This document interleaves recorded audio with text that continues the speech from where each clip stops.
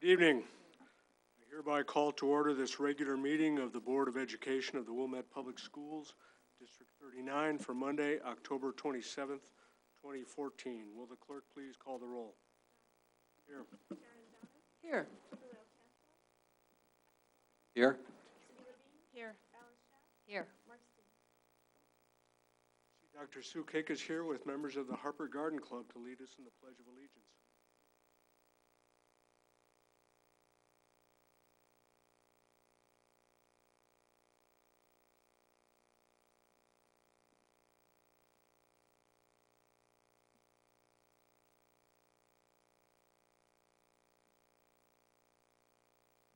Good evening. It's my pleasure to introduce the Harper Garden Club. It's hard to tell that these beautiful children were just in the garden this afternoon. They all clean up very well. Also with us tonight are Zach Sunderman and Sarah Chandrahaj. They assist us with our Harper Garden, and we're thankful for all the time they put into it. And I'll have the children introduce themselves.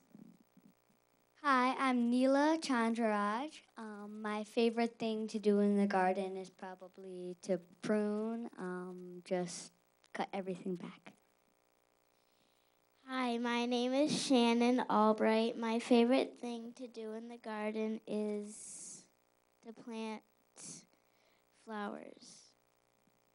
Hi, my name is Cece, and my favorite thing to do in the garden is watering. Hi, I'm Kate. My favorite thing to do in the garden is to plant fruits and vegetables and make food out of them. Hi, I'm Maggie Shaw. The best thing I like about being in garden club is I just like hanging out with my friends.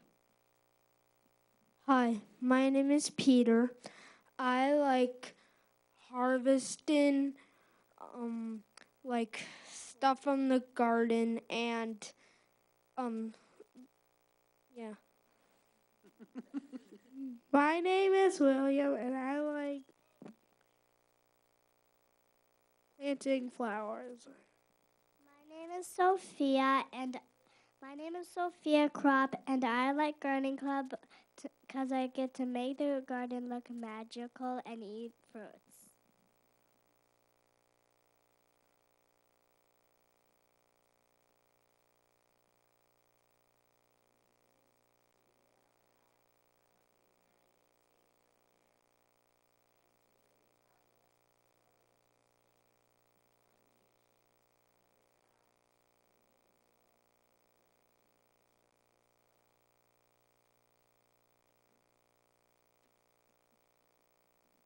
Thank you, Harper Garden Club. On display here in the boardroom, we have designs from the Racket Project over my right shoulder, which is being run across the district. Jamie Berngard's 3rd and 4th grade at Central are displayed here, constructing creative, innovative bike rack designs.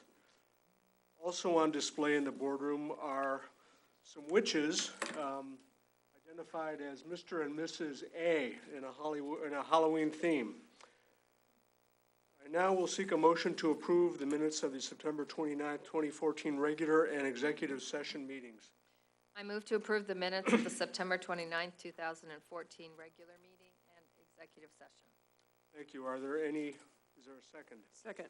Are there any comments, errors, or omissions to the minutes? Seeing none, all those in favor of approving the minutes as submitted say yay. Yay. Motion carries by general consent. Thank you. This brings us to the first opportunity for members of the audience to address the board. Are there any members here tonight who'd like to? I see Mr. Panzica. Why don't you come forward? As is our practice, we limit speakers to 5 minutes. Please give your name and address. Hello, I'm Frank Panzica, 1518 Maple. I wanted to mention 2 things that I found interesting in the last month about how well run this school district is. So the first one is when you put procedures in place, often the hardest thing is how to make sure that they're implemented correctly when they're not something that's done every day. And at the beginning of this year, last year, and through the year, a lot of time was spent and money was spent coming up with ways of making our schools safer. And I was disappointed to hear that those procedures had to be used, but I was extremely encouraged that they were used, that the capital worked well, but even more important, that the employee that learned the procedures could actually implement them. That's a lot harder than it sounds. And that goes to good training and a good plan, and I think that was a really good thing from the school standpoint. The other one is somewhat, well, it's not actually related, but it's another good thing that the schools happen. And that's that it's not often that grade school students get to talk to somebody that made history. And at the early part of this month, the middle school had the opportunity to have Ruby Bridges come and talk. And the buzz coming before the presentation and during the presentation, it was a really great way to bring home a very difficult topic. And it was an interesting way to have discussions about it in a way that made sense. So I think that's something that we sometimes forget how good this school district is, and things like that helps remind me. Thank you. Thank you. Are there any other members of the audience who'd like to address the board? We'll have another opportunity later in the agenda. This brings us now to board committee reports, and we'll start with facility development. Ms. Schaff. The Facilities Development Committee met on October 23rd here at the MEC. It was a long and very busy meeting. We talked about many different subjects. The first, summer construction 2014 is complete, and the final walkthrough will take place on November 4th. We also talked about the early childhood program space at Ramona, which is always challenging. We realize that the space need will be even greater for 2015-16 next school year because Harper's enrollment has increased and they won't have room for the extra early childhood classroom that we have over at Harper right now. So Colby Lewis, our architect, presented some architectural plans and diagrams for additional classrooms along the front side of Ramona. We talked about different options and layout of that space. At the November meeting. We also talked about a water issue at Central School. We've had a backup of water in the storm sewers, and Stan Stankiewicz has figured out what is wrong with that and proposed work and received bids for that, and the work will take place next spring. We talked about Ramona boilers. In order to maximize the efficiencies while the early childhood construction is taking place at Ramona this summer. The boilers at Ramona will be replaced during the same time period. Those boilers are 50 to 60 years old. We also discussed roof repairs at Highcrest, and Colby Lewis, our architect, presented an overview and diagrams of the work that will be completed at Highcrest next summer. In addition, we talked about large space HVAC at Central School. Central School is the last school to have a large space HVAC system installed, and work will take place in the central cafeteria next summer also. We also talked about the Highcrest congestion and concerns for safety when school is at drop-off and when school's let out. The administration communicated with our bus service North Shore about the Highcrest congestion, and we've learned that the buses could be effectively and efficiently staged in the south lot of the school. And that leaves the north drive for parents for pickup. And the police and village have been involved in this and strongly encourage a change due to the terrible traffic congestion at Highcrest. Plans were introduced at plans will be talked about, I think, at tonight's meeting. We're talking about creating an extra curb cut so the buses can work through the south lot, and we will continue talking about that in the November facilities meeting.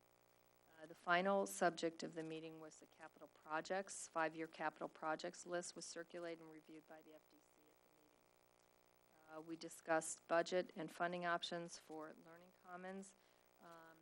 Finally, at the end of the meeting, and proposals for funding and Learning Commons will be presented at the November meeting.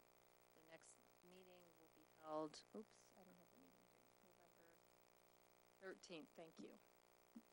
Thank you. Insurance Advisory Committee, Ms. Donovan. The Insurance Advisory Committee was postponed to February 3rd, and the agenda items were moved to the Finance Committee. Thank you. I have the next two. First, Community Review Committee. They met on October 6th. I was present for half the meeting. Paul Davidson talked to the group via Skype about the importance of non-cognitive skills given college and career readiness and Common Core expectations. In addition, the CRC revisited the goals and research questions and then broke into subgroups to develop learning plans. The research questions for this year are: first, what skills, mindsets, and supports are needed to help students function effectively and successfully in a rigorous academic environment? Second, how can parents, educators, and administrators work together to cultivate growth-minded, resilient students capable of persisting even as pressures increase? In November, subcommittees will be working through these questions, reading articles and research on the topics, and they will be interviewing some experts, including people here in our district. A stakeholder survey will go out to teachers and parents in District 39 in early December. The next meeting is scheduled for November 3rd, 7 o'clock here at the MEC. Dr. Cindy Moss will be addressing the CRC. She is an expert on key factors in learning environments that contribute to student success. Now on to the Educational Foundation, which met on October 8th. Bingo night was a great success, no surprise. Over 200 kids and parents competed for prizes, and $4,000 was raised for the GRIP Grant program.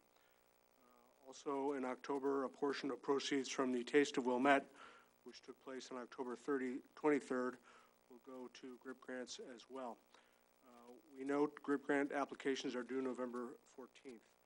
The Science Olympiad is underway. Registration closes October 30th.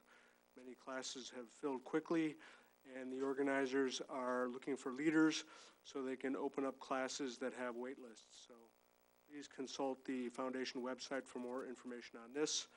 And as I mentioned earlier in the meeting, the Racket Public Arts Project is well underway. All 6 schools are involved. Designs from Central School, as I said, are displayed here.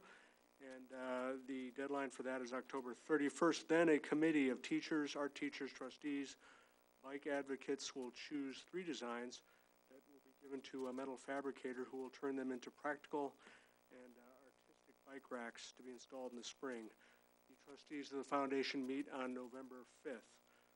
Now to WCSEA, Ms. Levine. The next meeting is November 17th. Thank you. School of Finance, Mr. Dronin. School of Finance, the committee met on October 10 here at the McCallion Center. We went over a number of issues. First of all, on summer school fees, we reviewed the recommended fee structure for the summer enrichment program for 2015. Fees, for the most part, will remain unchanged from 2014 for the summer program. The only recommended fee increase is for transportation from $105 to $120, an increase of $15. And the administration noted that transportation expenditures exceeded revenue by approximately $14,000 for the 2014 summer enrichment program. And I believe this will be an information item in a few minutes too by Dr. Lechner. We also discussed financing long-term capital projects. The administration discussed the estimated cost of establishing a learning commons center for each Cape 4 building, Highcrest, and the junior high. Construction costs for each building were estimated at approximately $600,000 for a total cost of $3.6 million. The construction work and costs would be spread out over 6 years, with only one building being worked on each year. Central School will be the first school to build a learning commons and serve as a model.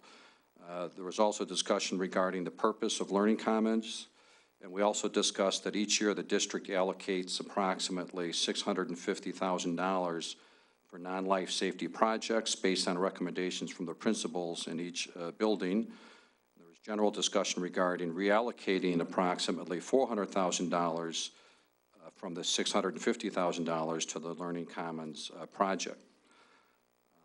And then the administration was asked to ask all the principals in the district to prioritize what projects and improvements they recommend over the next 5 years. There was also discussion regarding non-life safety projects, including replacing 2 boilers at Ramona, a roof replacement, I believe, at Highcrest, early childhood addition at Ramona, and a large space air conditioning at Central, which Alice just touched on. And these projects would be scheduled for the summer of 2016. Elizabeth Hennessy from William Blair assisted the district in preparing a 5-year projection, including the estimated cost of these projects and the learning commons. And included in the projections was the potential impact of a cost shift in Senate Bill 16, general discussion regarding the cost and projects and the impact on the budget. And I believe also this will appear as an information item this evening, along as an item on the consent agenda. Elizabeth Hennessy from William Blair also reviewed the outstanding debt of District 39. Ms. Hennessy advised the Finance Committee that District 39 has the opportunity to refund Series 2004 bonds, which are currently callable, by issuing $2.1 million in limited tax bonds. The bottom line, it would result in a savings to the district and taxpayers of approximately $118,000. And again, this will also appear as an information item and on the consent agenda this evening. We discussed property tax update. We discussed the tentative levy, which is also on the consent agenda tonight and the information item. And during the December meeting of the Board of Education, the board will adopt a levy for the 2014 tax year.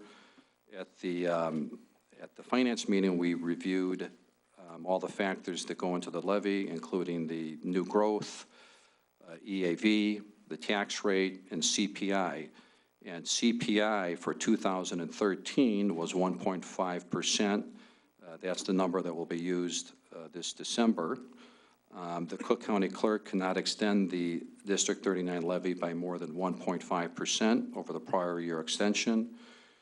And we discussed the estimated total property taxes to be levied for 2014 to be a little bit over $50 million.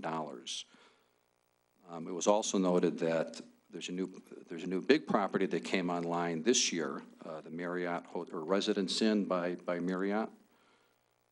And that's it. Thank you, Mr. Cronin. Can we move then to legislative update? Touched on 1 or 2 points.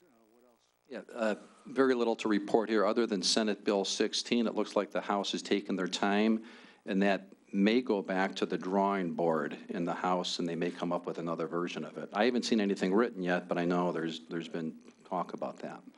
And that's it.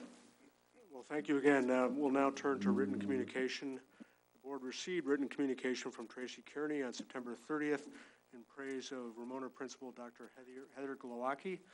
And the board received today written communication from Nan Scott regarding the option of making band an elective and part of the school day. We'll now turn to administrative announcements from the superintendent and staff. Dr. Lechner. Yes, several announcements this evening. I'm going to start with technology visioning as recommended by the CRC last year and now into our strategic plan and ultimately my superintendent's goals. We're embarking on a visioning process to develop a strategic plan for technology. Our first steps include selecting a consultant as well as auditing our technology curriculum, equipment, and infrastructure. We're going to solicit feedback from all of our stakeholders, including parents, staff, and students. The data we gather will be used in developing a technology plan during the 2015-16 school year. And in December, we're going to have an update from Adam Denenberg at that meeting.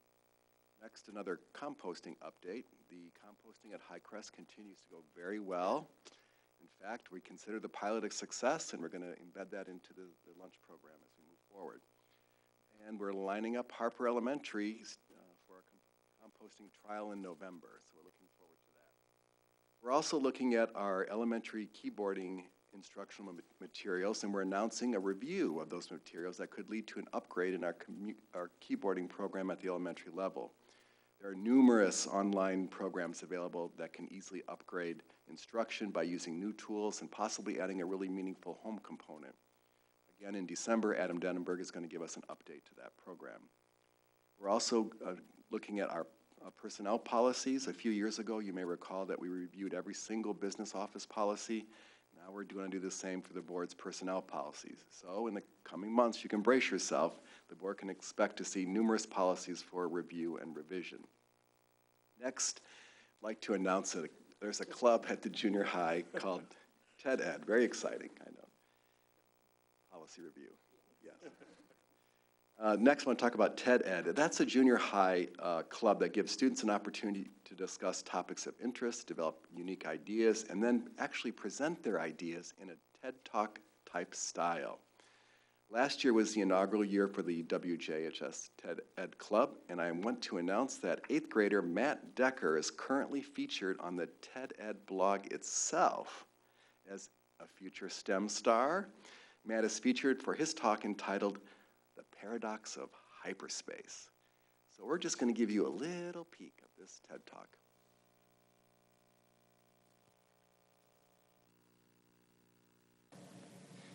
So a while ago, I was watching Star Wars, and I was thinking about the spaceships and the method of travel that they use throughout the movies. In the movies, the ships always blast off into hyperspace to escape or just to get to distant star systems. The stars become streaks when viewed from inside the ship and then disappear as they move behind. This shows that the ship is actually traveling faster than the speed of light. This has always been a bit paradoxical for me. Why? A lot of people know Einstein's E equals mc squared and probably the special theory of relativity. These two theories can describe why nothing can go faster than the speed of light. Fascinating, and that's just a little teaser. You're going to have to go online to see the rest, but it's very informative. We've got several parent events I'd like to announce this evening. Last week we held a math curriculum night for 6th through 8th grade parents. The focus was on the changes in our math materials as well as important mathematical learner habits and ways that parents can best support their children, their learning at home.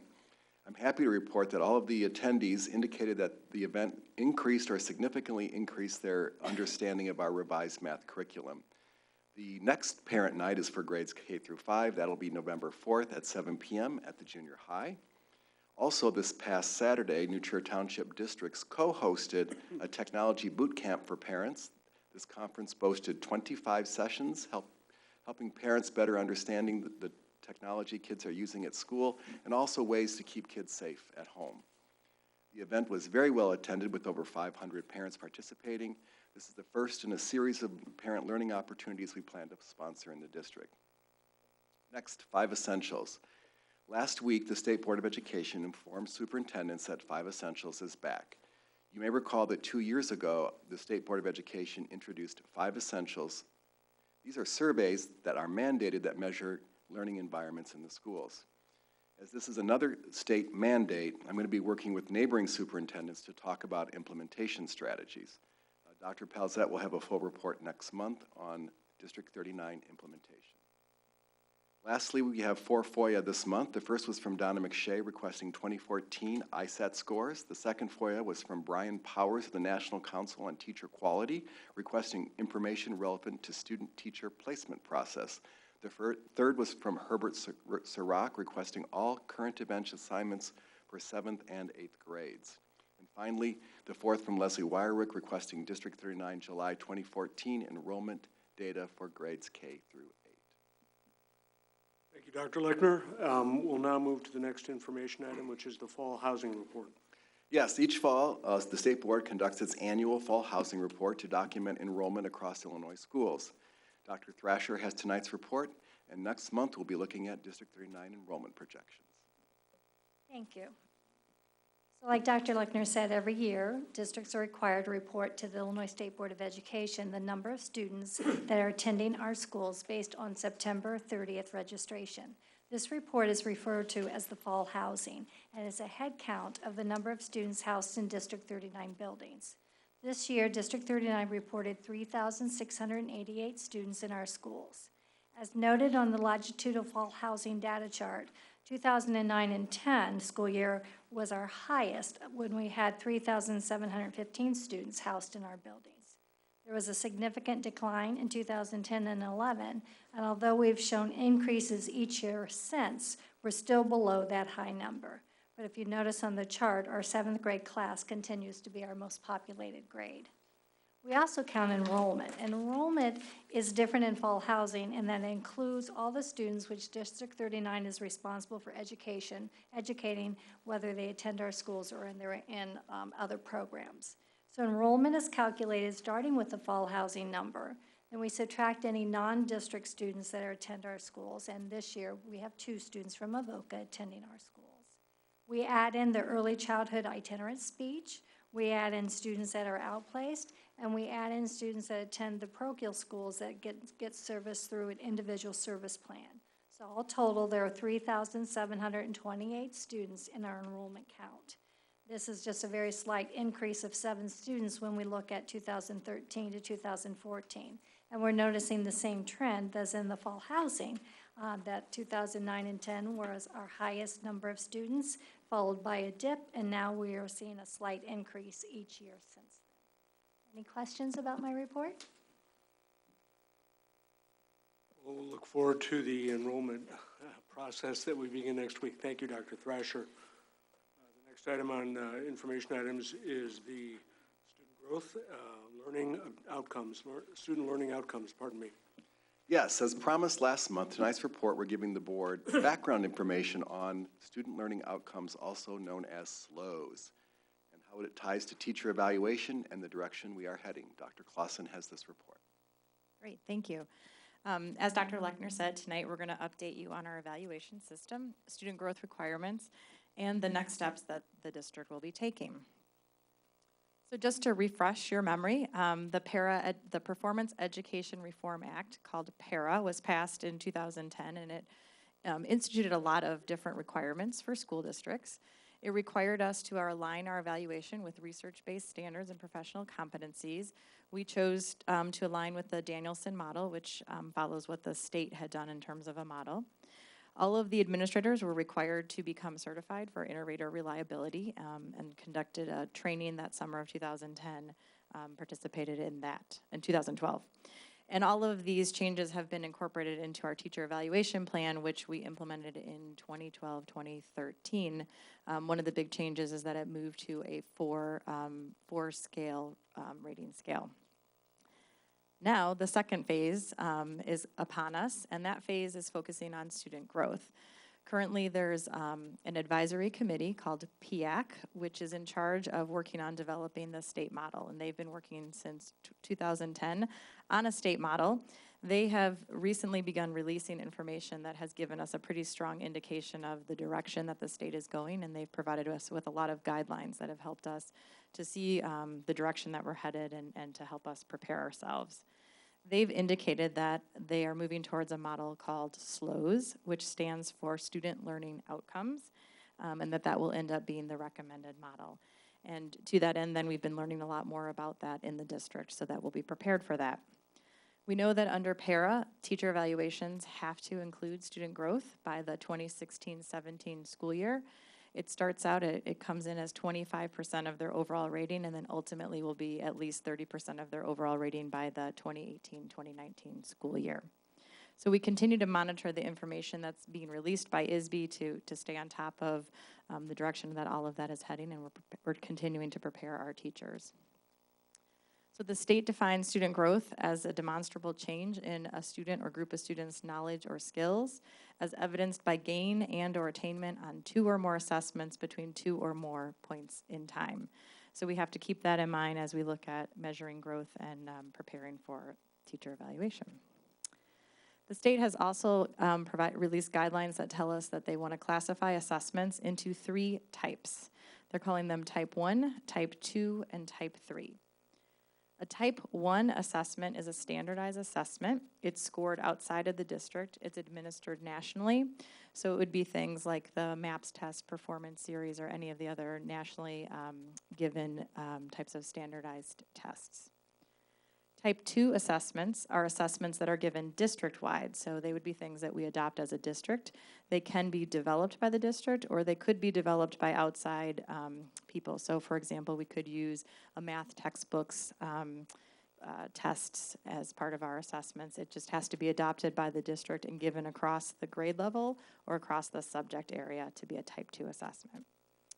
And then type 3 assessments are teacher-created assessments that align with the curriculum, and they can be given in a single classroom. They could be given across a classroom. If, say, a group of third grade teachers at a particular school used a particular assessment and it wasn't used across all of third grade, that would be considered a type 3 assessment. So the state requires that we use multiple measures to evaluate teachers, and they further tell us that we have to use at least one type 1 or type 2, and we must use a type 3 assessment. So we do know that all of our teachers are going to need to be developing assessments in their classroom and developing those type 3 assessments because they're required to use those. And then if there is no type 1 assessment available, then they can go ahead and use 2 type 3 assessments. So one of the things that we're working on is kind of getting teachers accustomed to this language and thinking about the types of assessments we give and then what category they fall into. The Department of Curriculum Instruction and Special Ed and I have been working on a chart of the assessments that we currently give. So we've looked at groups of teachers, grade levels, subject matters that we are teaching, and looking at assessments that we currently have in place, because we're not looking to add assessments. We'd like to use the things that we already have to meet the requirements of the law, and we can more clearly identify where we need to develop assessments. One of the things that we've been cautioned repeatedly with the consultants that we've worked with is that the number one thing to prepare us for implementing student growth and teacher evaluation is working on having quality assessments that are aligned with teacher instruction and student learning. So it really starts with our C&I department, who's done an excellent job of revising curriculum, bringing in assessments, and making sure that we're assessing what we are teaching. So what is a SLO, a student learning outcome or student learning objective? Well, a SLO is a process, actually. And it's a way that we can organize evidence of student growth over a specified period of time. So essentially it's a template and it's a framework of questions that help our teachers take the data that they have, the assessments that they're using, analyze that data, set targets for groups of students, and then obviously monitor their progress towards that target. So a SLO itself just provides that framework, and the reason that the state likes the SLOs process and the reason that we as a district like it is because it's a very flexible process. It can be used with any type of assessment, it can be used with any subject matter, it can be used with any grade level, and it really aligns with what we know about professional practices and good teaching and good instruction. So essentially we know that as teachers are planning for instruction, they need to consider the data that they have available and where their students are performing as they begin to plan that instruction. They need to have a goal in mind of where they want their students to get to, and they need to develop instructional strategies to get their students there, and then collect data over time and be able to demonstrate that those students have made that progress. A lot of this is done unconsciously for teachers. They're consciously planning. They're not necessarily recording all of this. And so the framework helps them to record that so that they can demonstrate that. So that's one of the reasons why the state likes this, and one of the reasons why we as a district also like it, because it's very individualized and it allows us to set high growth targets for our students, because we know that our students perform well. We know that they perform well on national tests, and we want to make sure, though, that we continue to push them and to demonstrate that they are growing. And so this is a very flexible model that helps us to do that. So what exactly goes into a framework, a SLOs framework? Well, the first step that the teacher has in the first series of questions will have them look at their baseline data. So they'll look at the data they have available to them. They'll analyze it and determine what it tells them about the students that they have and what the students know. They'll select a population, and in a good classroom, you're probably going to have multiple SLOs, so they'll select a population of students. So for example, if I was looking at the Common Writing Assessment and I wanted to target kids who had scored a 3 on a rubric that has a scale of 1 to 5, and I wanted to target kids who had a 3 in a particular area of writing, I can target that population and then set my goal for them of what I want to see them do over a period of time.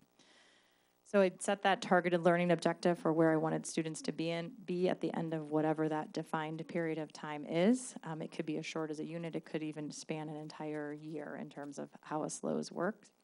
I would select a rationale for why that's an important something important for students to learn and how I picked that objective. I would then think through the instructional strategies that I would want to use.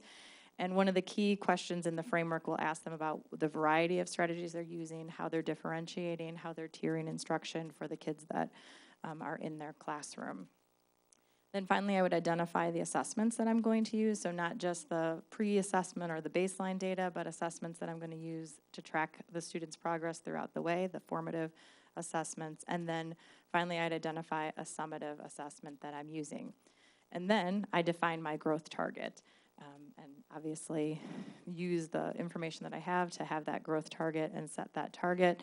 Then I go about my teaching and tracking that information along the way. And the whole time, the framework allows me to track that, report back to that, meet with potentially a building administrator, meet with other people in my department to talk about how my students are doing and to change instruction as we go along.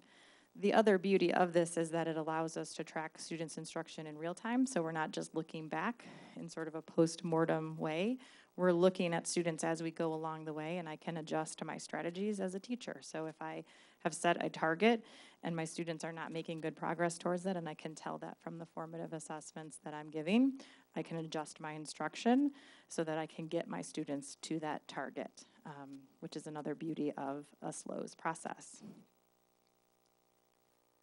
So we're in the early stages of developing a SLOS process, and over the summer, we had a subgroup of administrators and teachers who participated in training with CEC, and CEC is the Consortium for Educational Change. They're really a leader in the field, particularly in terms of evaluation. They're very connected to the state, so they know what's coming out of the state guidelines-wise. They pride themselves on building positive, proactive relationships between school districts, boards of education, and unions, because eventually, of course, there are some union implications with this as we develop the final process and rules around evaluation and student growth and teacher evaluation. So they provided a 3-day training, and it was very well attended and very good. They taught us all about SLOS, and throughout that training, we developed sort of a District 39 SLOS template that we can begin to use and practice and kind of play around with. So before we actually have to develop the rules for teacher evaluation, we can have our teachers test these out, our administrators test out how do we develop these SLOS and what questions come up and what support do other teachers need. So that was a great training this summer. During the school year, we're going to continue to work with CEC, so we've engaged them and are working with them on developing a professional development plan. They may be assisting us with some of that assessment audit that I referred to, so C&I, special ed, special services, and human resources, we started that process, but they may be providing us with some support on helping us look at the assessments we have in place and identifying places that we may need to work on adding assessments in.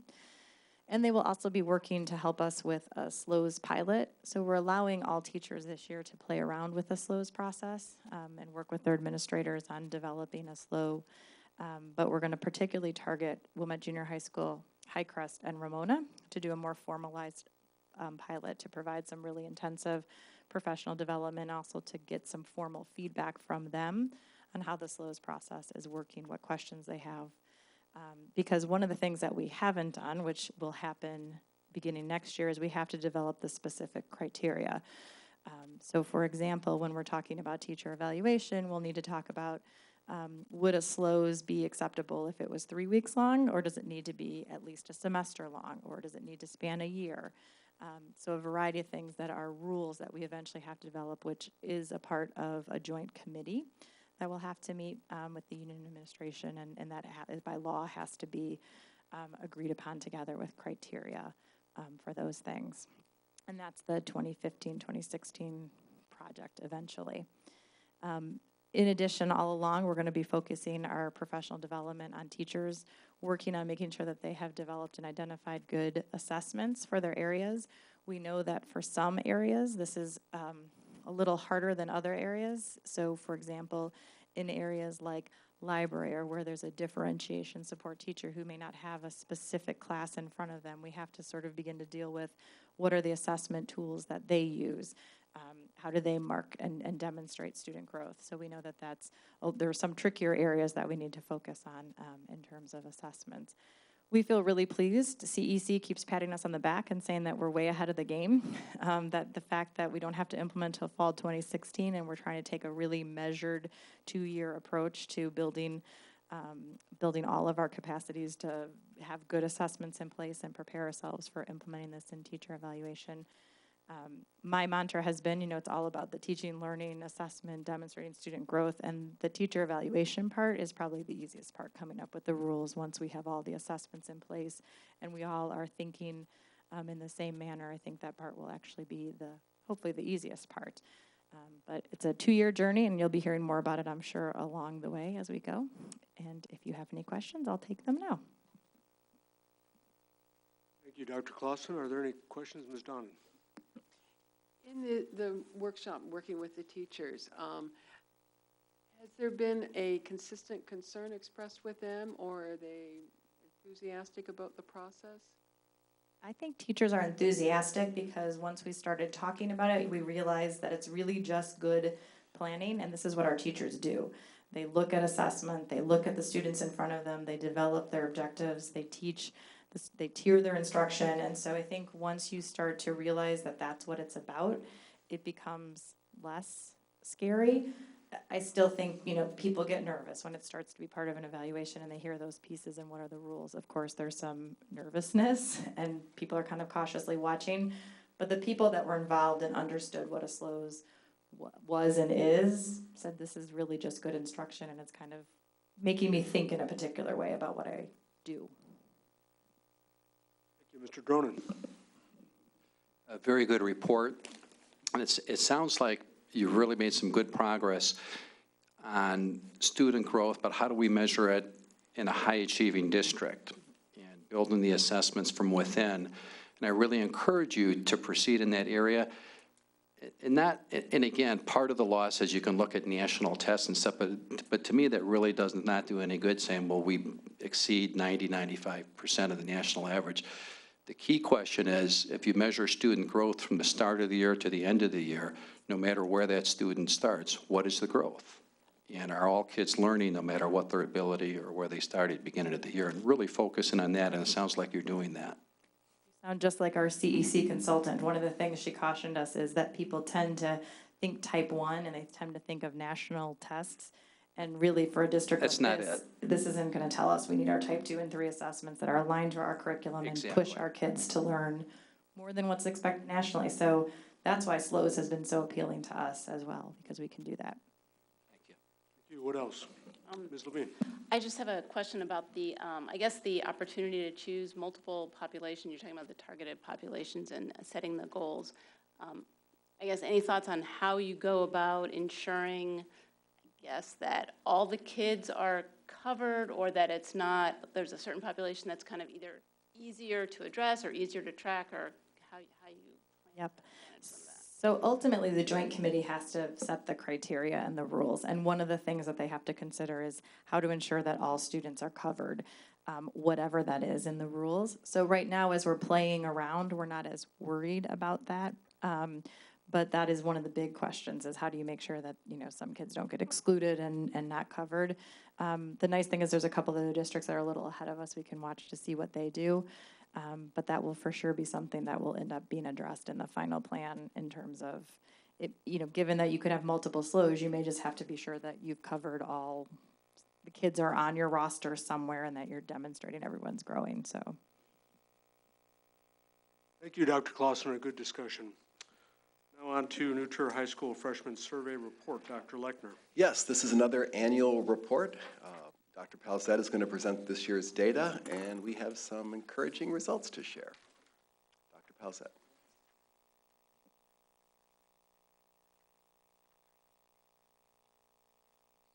All right. Hello. All right. Thank you. Thanks for allowing me to present this information, our annual freshman survey report. We'll jump right into to the report. So a little bit of background. The measure that students are given at the end of their freshman year consists of 34 questions, which focus on how well prepared students felt they were for the rigors of high school. All 6 sender schools and all private school students were surveyed. Our students make up about 35% of the freshman class. We are clearly the largest group, single group of students from any center school. The survey focuses on all areas, including PE, the arts, and extracurricular activities. However, this presentation will mainly focus on academic preparedness. The presentation will report responses from WHHS students and will compare them to the all freshman comparison group. As we review the data, it's important to remember that this is simply a snapshot of 15-year-olds' perceptions at a moment in time. So the focus of this presentation, there are 3 sections to the presentation. First, we're going to focus on student perceptions of preparedness in their core content area classes. Then we're going to focus on perceptions of student preparedness in areas of study skills and learner qualities. And then we're going to follow up with next steps that will be taken in response to these data. While students were asked about their perception of preparedness in all areas, including art, physical education, extracurricular activities, this report will focus on students' responses in the core curricular areas. All right, preparedness of students. This slide describes how we prepared the data that we received from New Trier High School. When discussing students' responses in the core content areas, we can the top 2 categories of very prepared and adequately prepared, and into a single positive indicator, and the bottom 2 categories, somewhat prepared and not prepared, into a single indicator of a negative response. The goal of combining the categories is to simplify the data for ease of consumption. We also follow a model of continuous improvement. So at the school level, we're breaking it down by the 4 levels and looking to move kids up through the different categories throughout. So it isn't just looking at that overall preparedness. We are breaking it down at the school level. Right. As you can see, when compared to the township, the junior high is near or above the standard. There are, of course, year-to-year fluctuations, and we'll delve deeper into those in a moment. As you can see from this slide, the junior high is at or outperforming the township in student preparedness. It's important to keep in mind that because the junior high makes up 35% of the freshmen, in some respects, the motto, "So goes the junior high, so goes the township," can sometimes be applied. Also, please note that the lowest area, science, is an area for us to focus on. We know that these students have not had the experience of our new science labs or our new curriculum, and we're going to continue to monitor that and work with our science teachers to address that deficiency. Okay, year-by-year comparison. As we look at our performance on the survey, going back to 2010, we can see systematic improvement in most areas. Students reporting that they have felt prepared in the area of math has always been a strong point, and we're generally about 5 percentage points higher than the township in math. Over the course of the last 2 years, we've had a focus on reading and writing, making sure our kids have the skills they need to be confident readers and writers at high school. As you can see, our efforts have paid off, and we've made significant improvements in both of these areas. As we review these data, we can see that science is an area where we can focus our efforts, and again, I'll be focusing with our science teachers to dig into this data to address that.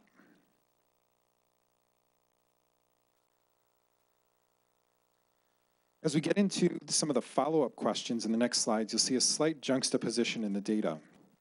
The thing to keep in mind is that our students are near or above the township average. An interesting fact about the second bullet on here is that students when students do take a level other than recommended, than is recommended by New Trier High School. And when that happens, they are generally taking in a higher level than what is recommended by New Trier High School. So of the 17% of students that took another level other than the recommended level, 60% reported taking a higher level than was recommended by New Trier High School. All my devices here. Continuing on data, looking at preparedness. So we asked students were also asked a series of follow-up questions. They were asked 5 follow-up questions. The first being, I feel my elementary and middle school experiences prepared me to be successful in high school. So this is the juxtaposition that I spoke of earlier. Overall, students from WHHS are rating themselves as prepared. About 86% of the students at WHHS either strongly agreed or agreed with that statement.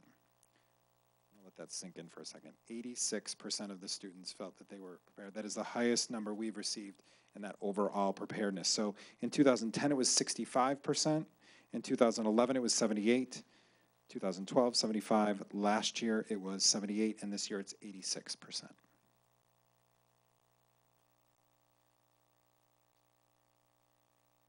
As we look at the community service opportunities that were available to students, about 69% of WJHS students agreed or strongly agreed that they had a meaningful community service opportunities in their junior high school.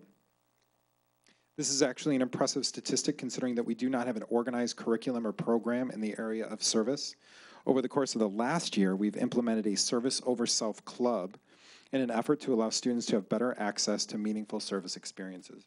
Again, we continue to grow in this area. We're at 46% the first year the survey was offered. We went to 61, down to 58, up to 69, and then we maintained a 69% average in that. When asked about an adult advocate at school, about 83% of our students agreed or strongly agreed that they had a connection to an adult in high school. This is in comparison to the township area, and we'll continue to work on this in coming years. Our motto at the junior high has been an adult advocate for every child, and with the implementation of more extracurricular activities, I'm happy to report that this data is trending in the right direction. We were at 59% in 2010, 65, 2011, 2012, we boasted 70%, again 70% in 2013, and then this year up to 83%. The next question was about homework and the amount of homework that they received preparing them for the homework at New Trier High School. And I think this is where I give my yearly disclaimer, that there are some clear differences in the structure and the way that the schools deliver their curriculum. At a junior high school, we've structured our teachers into teams, so there's constant communication back and forth between the teams, so they're organizing the homework, the tests, the quizzes, the projects, so as not to kind of pile those on. In a departmentalized high school, departments don't necessarily talk to one another, so student assignments may stack up, which can result in more hours of homework. 60% of the students strongly agree or agree that the amount of homework at the junior high prepared them for homework expectations of high school. That has gone from 49% to 55% to 54% to 59% in 2013 and up to 60% this year.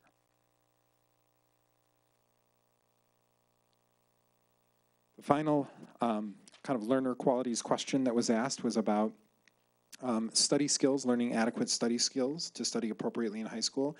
Executive functioning skills are learned and are not innate skills. Over the past several years, we've worked to help our kids to be more organized and put systems in place that will help solidify their executive functioning systems and skills. We've worked closely with Rush Neurobehavioral Center to implement systems and curricula that will enhance our students' ability to organize themselves. As such, we've seen a steady increase in the number of students expressing they feel they have better organizational skills. This year, 72% of our graduates reported that they have the adequate skills needed to be organized and study appropriately. That went from 52% in 2010, 64% in 2011, 68% in 2012, 69% in 2013, and then up to 72% in this last administration.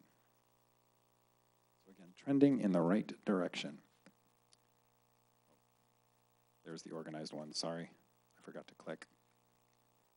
So as we look at a model of continuous improvement to ensure that our students continue to feel prepared, we will continue to review data as an administrative team with our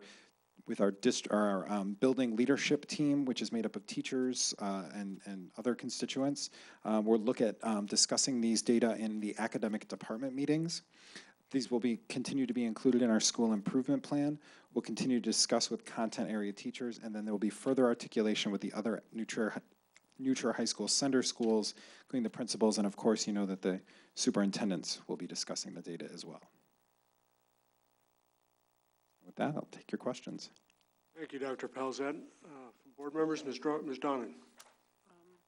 Again, I want to thank you for a wonderful report. This is something we look forward to seeing every year. I just have a question on the student preparedness. Do you ever look at the data in terms of breaking it down by gender? Do we see a difference in terms of like executive function based on gender at all, or the fifth question on terms of skills to be organized and study appropriately? So we don't get the data broken down by gender. We essentially, I report on what Nutrior gives me. It isn't necessarily broken down by data, and that isn't a question that the kids are asked when they implement the survey. They're not asked their gender. So I'm not, they are asked their sender school, obviously, because they break it out in that respect, but they don't break it out by gender, no. Other questions or comments, Ms. Levine?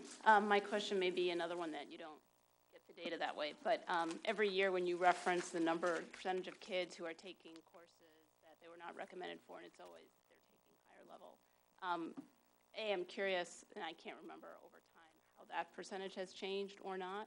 It's remained pretty static. Okay. I mean, it may fluctuate 0.5%, but and again, you got to remember that there are four different core content areas, so it's an average of, but it's in the neighborhood of 17 to 19%. It really doesn't fluctuate much from that. And you don't know this data, the preparedness question in particular for those kids versus the kids who took. I don't. I mean, we can only assume that if you're taking, if you're recommended for a 3 and you take a 4, I think we can make a safe assumption that that is a more rigorous class and that you're going to feel less prepared for that, but it's not broken down like that, no. Thank you. Any other questions or comments, Ms. Schaff? This may be along the same lines, but in foreign language, like science, we have 70% of our students that feel prepared. We're still beating the township, but we do have a significant number of students that feel unprepared. Is there a way to tell what language you're taking, who these students are, why they don't feel? Yeah, I want to go and dig deeper into the world language, because the other piece, much like taking a level that you weren't necessarily recommended for, if you've taken Spanish for 4 years and all of a sudden you switch to Mandarin Chinese at a high school level, you may not necessarily feel as well prepared for that. Right. So I don't have that broken down, but that's something that I can do for you. And did you say these students did not have the benefit of our science labs? They did not, because we get the data kind of 2 years behind. So the next survey then we'll see students that have had the science labs. So we might see a jump in this number. Okay, great. Yes. Thank you. Following up on that last point, Dr. Pelzet, first let me just say how encouraged I am to see the real progress on writing. Thank you. Especially strong there to you and your colleagues. On science, puzzling, as we've suggested, a couple of us, to see the decline from 2010 to 2014, understanding there's a retrospective timing issue in that. Still, I'm wondering if a large portion of Wilmette Junior High School students, I shouldn't say large, if a meaningful, significant group are taking physics in 9th grade. I don't have that data. I can ask Nutrior to provide that data to us. Would you look into that? I wonder if that might be a factor. Absolutely. Because I think that began to happen during this 2010 to 2014. Exactly. I think, and that is one piece of information we can get. Great. And I'd also, frankly, be curious, though this may be harder to get. I see the township is reporting overall a 71% prepared statistic for 9th graders. And I wonder if there's been a similar decline among other sender districts. If so, it may be possible to infer that something's happening at Nutrior in 9th grade, and we're all just trying to kind of sync up with that. But the physics question, I think, is maybe more pertinent to our purposes. Absolutely. Also see in our 7th grade ISAT reporting that 57% of our students exceed state standards. So I really am confident that we're doing a good job in science, but it'd be nice to know more about what they're seeing at Nutrior. Well, and the other thing to consider is that science and social studies are those classes that students may not necessarily take freshman year. You may not take a science class freshman year and take a history class, or vice versa. So, you have a smaller kind of universe that you're looking at. So that may play a part as well. Thank you again. Other questions or comments on this? A very good report. Thank you. We now turn to, let's see, the Wilmette Junior High School Computer Science Courses Pilot. I guess you're going to stay with us, Dr. Pelzet. The Dave Show. Okay, Dr. Lechner. Yes, during the past year, we've been looking at expanding our related arts offering for 8th grade to include computer science classes like web design and coding. And Dr. Pausette has this report. Fantastic. Again, thanks for allowing for me to present on this important topic. Funny story about this picture. This is actually Dr. Wagner. This is a retro. I joke. He was ahead of his time even then. WillMed is a forward-thinking educational organization that has a focus not only on student achievement, but the overall student experience. In addition to a rigorous core curriculum, we offer courses in world language, art, physical education. Our program is meant to be flexible and offer kids programs that reflect the current needs of our time. Tonight, I'd like to present to you the possibility of offering computer science courses at the junior high. But before we get into, thank you, better. But before we get into, I think it's me. I think there's my voice that is the problem. Before we get into the descriptions of the course, let's fire up the flux capacitor. This one's worse. This one's actually worse. Let's fire up the flux capacitor, jump into our DeLorean, and take a trip into the future.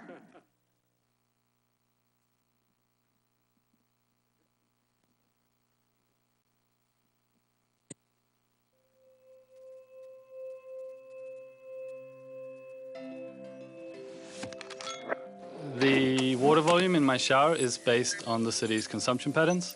So it's automatically recycled within each building's filtration system. And all excess water is traded back onto the city marketplace. My coffee machine talks to my alarm clock. My fridge orders milk before I run out. And my online food store in the virtual mall syncs with my shopping list, fridge, and others who live in my house.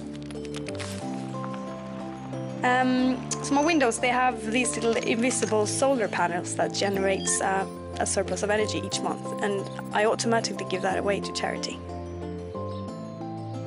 My hydrogen car drives itself. It's connected to both the traffic system and all the other cars on it, effectively ending all traffic jams and accidents. Well, my food comes from enormous urban farms that soar 50 stories into the sky.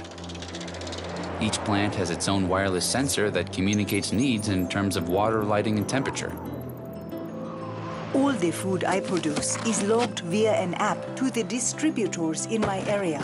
All food is accounted for and sold. Nothing is wasted. You know what's great?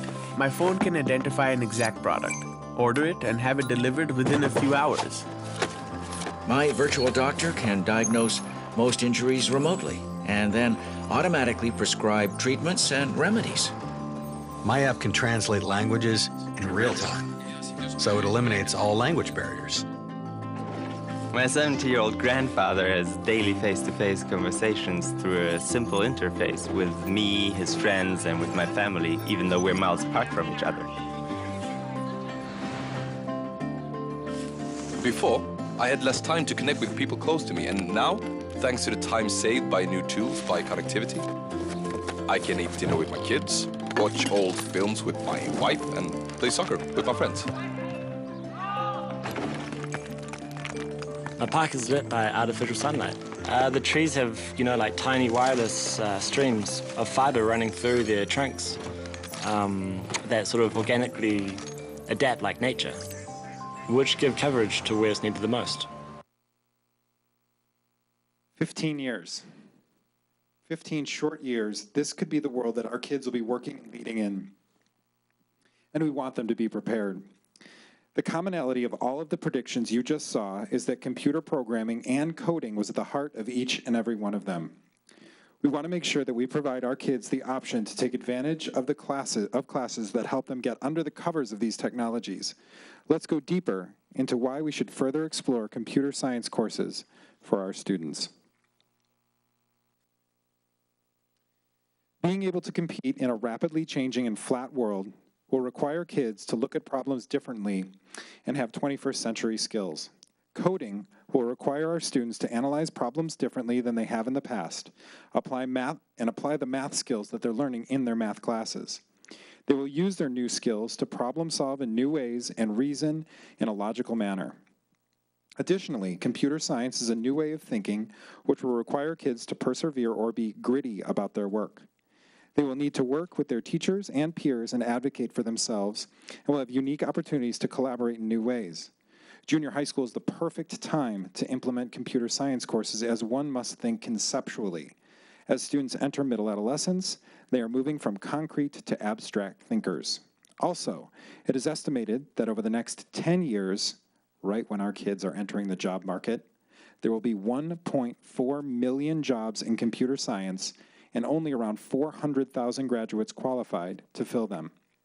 Finally, implementing computer science courses supports the CRC recommendation of transforming kids from consumers of information to creators of content.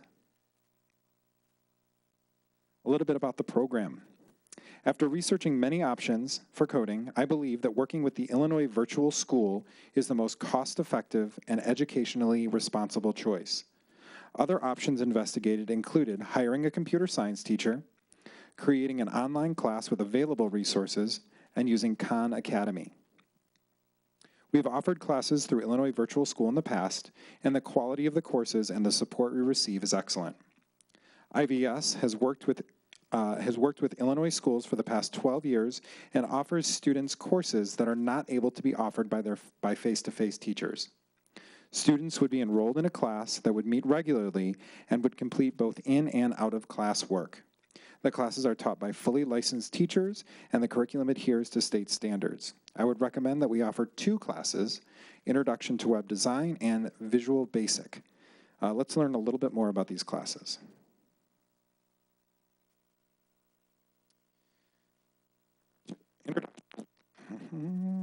Introduction to Web Page Design will introduce students to the basic mechanics and elements of web design, HTML, as well as the best way to organize a website. This is a product-based class where students will complete projects and roll up their sleeves throughout.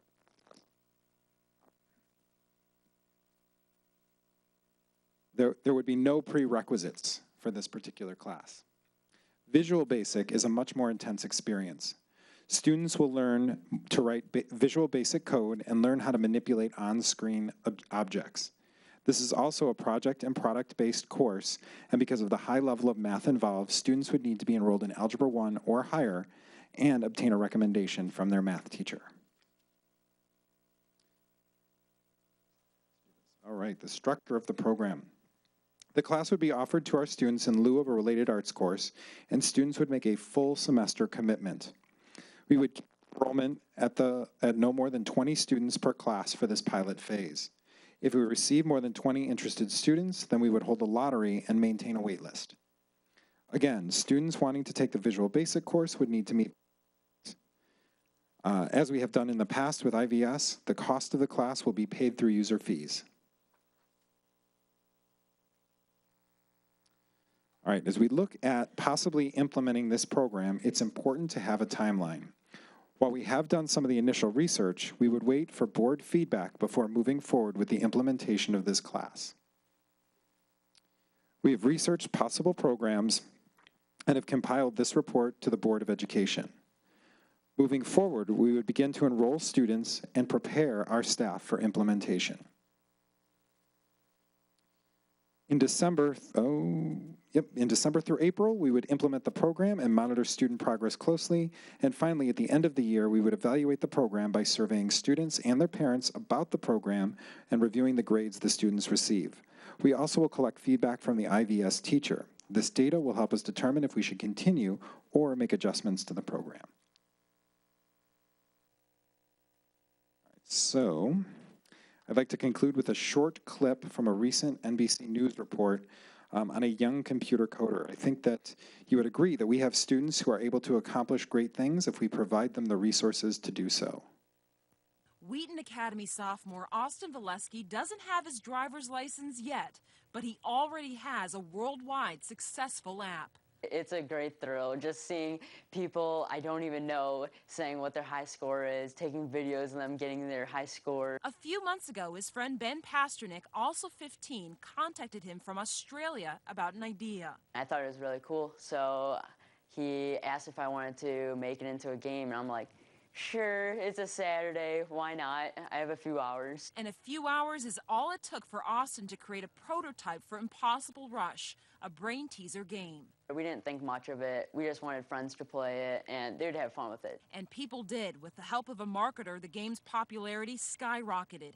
Over 500,000 downloads. At its peak, it was ranked 16th worldwide. Ben texted Austin. Impossible Rush just took over Vine and Tinder. Austin was in disbelief. That passed up Skype, Tinder, Netflix, all these huge companies that probably pay millions in advertising. And that was just crazy cool to me. And this is just the beginning. It's been just so much fun to see the success he's had with it, and he's learning so much going through this process.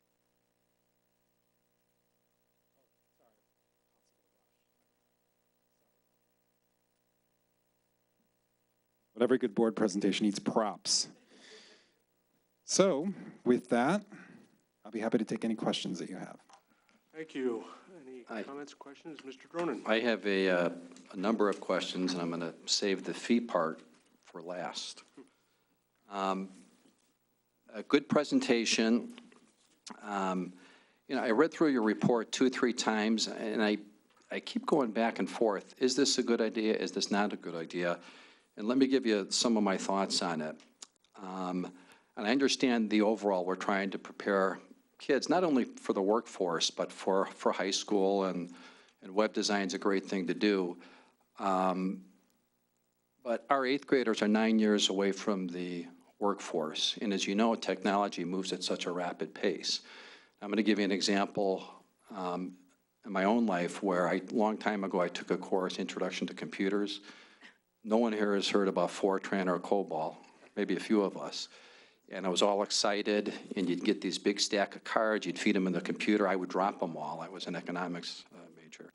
But in any event, 3 years later, it was outdated, that coding, and you completely switched. So on the coding piece, you know, how do we know 9, 10 years down the road? And I get it in the short term, and I get that we're building skills, and it helps with math and stuff. But so does taking more math, so does taking other courses too. So my first question is, you know, how do we know that these skills aren't going to be outdated down the road? Sure, and I think the best way to answer that question is we don't. I mean, there is no way to tell what the future holds. You know, one of the things that we have recognized, though, about middle school and junior high is that it's about providing kids with rich experiences that they then can use as they move forward. So you're right. We may be teaching kids Visual Basic, and Visual Basic in 3 years may not necessarily be around. However, that experience of getting in and getting their hands dirty and really learning what coding is about and learning about computer science, and some kids may say, it's great, it's for me, I want to learn more, whatever is kind of the preferred coding method at that time, they'll continue. Other kids may say, you know what, I tried it, it wasn't for me, I'm going to go in a different direction, and that's okay. It's about providing kids the exposure to those experiences, and that's really what this does. We don't expect that kids are going to come out as master coders at the end of this program. However, if they have an interest in this, we want to feed that interest. We want to really get them immersed in what they're interested in and where their passions lie. And my next question is more a question for Dr. Lechner. If this goes through, then what gives? I remember when we introduced the economics of math, we took away the public speaking and we incorporated some of that into drama and other courses, but by adding this course, will something be taken away from the electives? We were not anticipating anything to be removed from electives. And is that the reason then for the fee, to make it cost neutral? Correct, that's exactly right. Okay, and I'll get into that in a second. Why don't we just discuss the fee issue right now? Obviously, the administration thinks this is very important, part of the curriculum, building all these great skills. Why would we charge for it? This is not, you know, buying a uniform. This is not paying for a bus. If this is going to be part of our curriculum and we really think it's that important and we're incorporated into our strategic plan and 21st century learning, this is curriculum. This is not something, and I've made this point before, my concern is that by charging fees for instruction, and I'm distinguishing instruction from uniforms and that. By doing that, user fee education is not the way to go. If we're going to do this program, I think the most appropriate way to do it would be no fee. And then that gets back to my other question. I understand what you're trying to do in a cost-neutral fashion, but we can't introduce new programs if we really think it's important for instruction and then say, by the way, for those people who get into it, we believe it's important, you're really going to pay you have to pay a fee for it, though. I'd like you to address that. Yeah, I mean, you make a good point. This is a non-District 39 program. We are essentially buying it or renting it for the semester.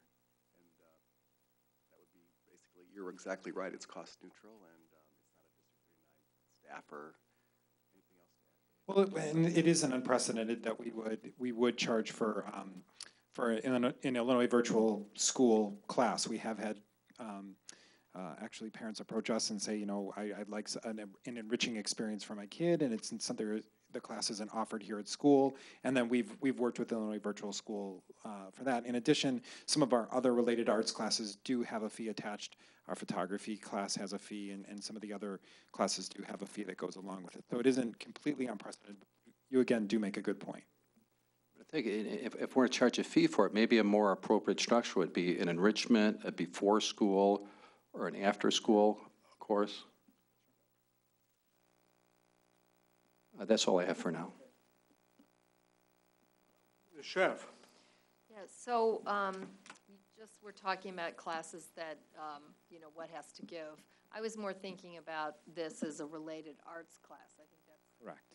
So what would these children that would choose the computer programming classes and web design classes, what would their other choices be? Photography? So they would have already, if we were to implement something like this, if we do it this year, we would do it during the second semester. Yeah. So they would have already had 2 related arts courses, and this would replace whatever other related arts courses they were enrolled in, whatever they were signed up for. Which are generally more arts, like exactly. 2D, 3D art, photography, Yep. whatever. Math of economics, exactly. Okay, okay. I was, let me just ask then, I'm going to skip from that to New Trier. Does New Trier offer computer They do. programming now? Working with Justin, who's the department chair. I think this is part of their kind of business ed department, so I've been working with him to make sure that what we're doing is in line with what they offer. Okay, so those must be pretty new offerings. Fairly new. I just was, you know, my first reaction to this was, I mean, my son is studying this in college. I think it's great. There are probably a huge number of kids, probably mostly boys, that would think this was a great thing to do. I was just thinking, because they're in 8th grade, we offer a lot of great related arts programs, and they are in the arts, and they are in a way to help enrich and you know, sort of round out the education of our children. Maybe rather than them tracking themselves right away into this program, maybe we should keep them in the arts and, you know, use that in high school, you know, or college. That was my initial reaction. I think it's a great course of study. It's really needed, you know, and you know, the kids that want to do it are definitely going to do it. It's an opportunity, you know. I think maybe the enrichment type program might be great. Sure. Ms. Donnan. To add on to Alice's comments, I think junior high is an excellent opportunity for kids to experiment without really committing.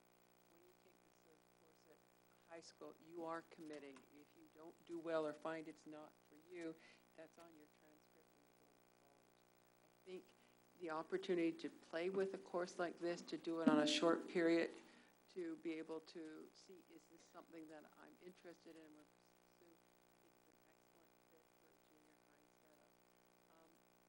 We have fees when it comes to our photography. What does those fees? I know it's a material fee. It's like 30, I believe it's about $35. And the fee here is just strictly for...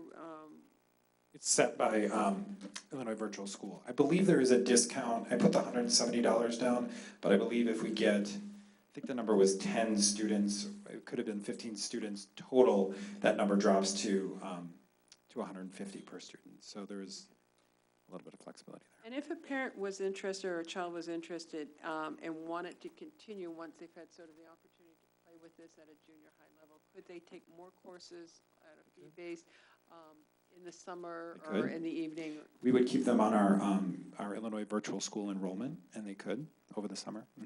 Classes are offered through Illinois Virtual School throughout the year, so they're not necessarily bound by the same calendar that a school would be bound by because they're virtual. And it seems like the kids that will be, it's a very selected group that you're sort of targeting in terms of they have to be recommended by the teacher and they have to be taking the algebra class. Would you look at a more basic coding class for kids who? Yes. That's the web design. There's actually two, and I wanted to make sure that every child had an opportunity to take a computer science course. So the web design course, which focuses on more on HTML and more online types of web design programs, that is no prerequisite. Any child can take that course. If there are children who want a higher challenge, a more rigorous course, we do have the Visual Basics. So yes, that is considered to make sure that we were meeting the needs of everyone. I want to add that if we do go forward with this during the school day, the enrichment idea is one definitely to consider, but if we were, it's important to remember it's a pilot.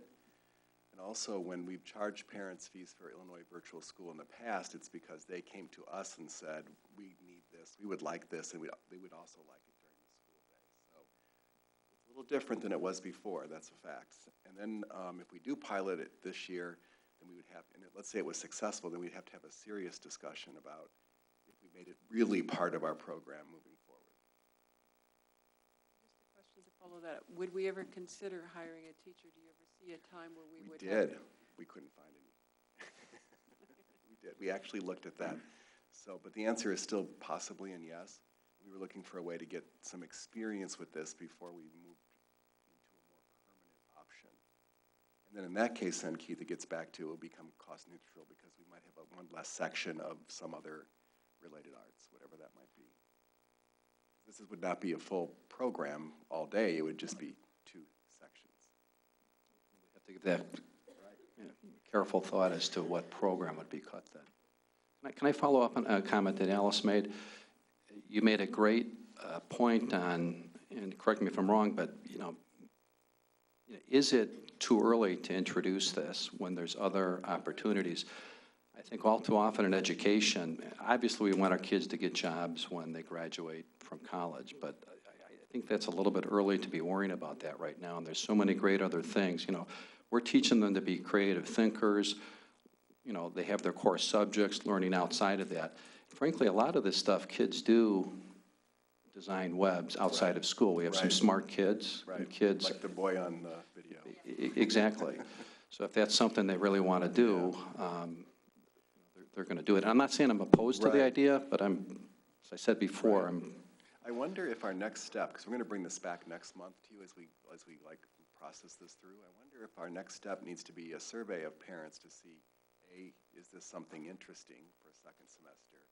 B, if we have a fee of $107, would you have any interest in how does that feel?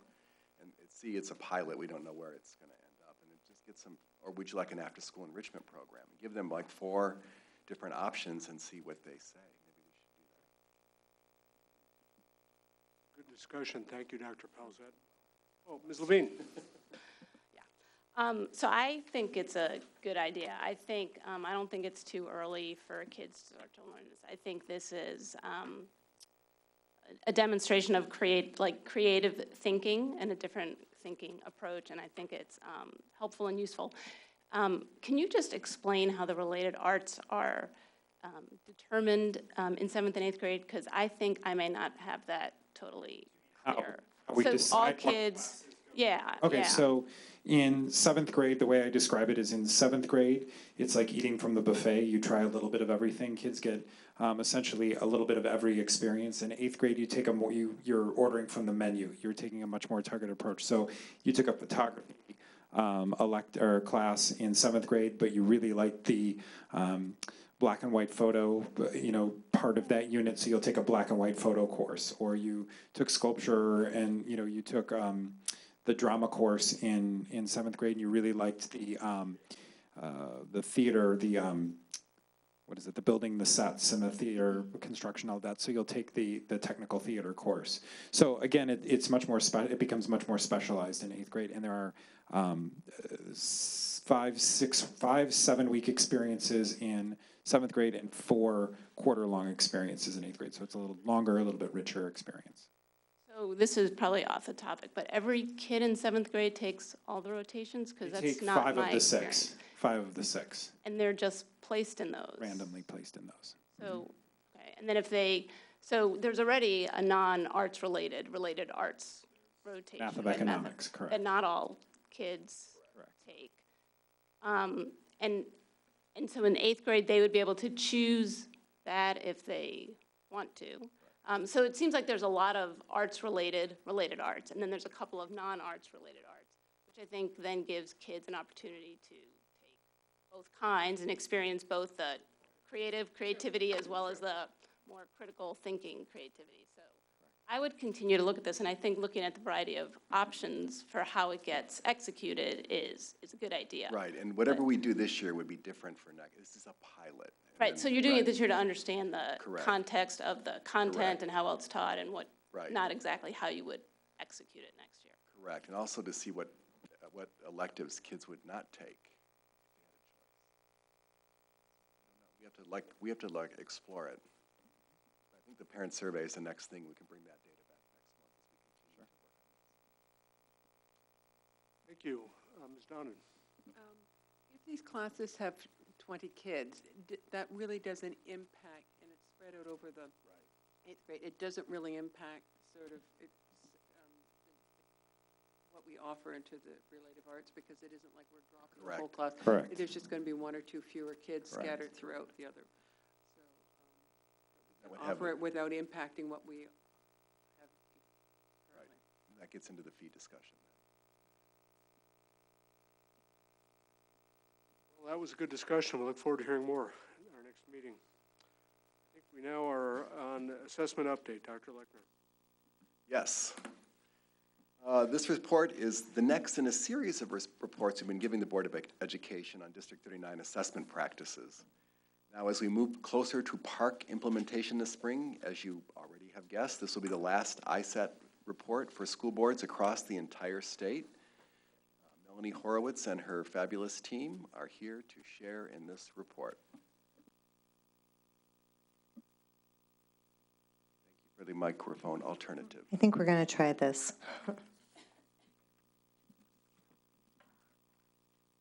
Thanks, Adam.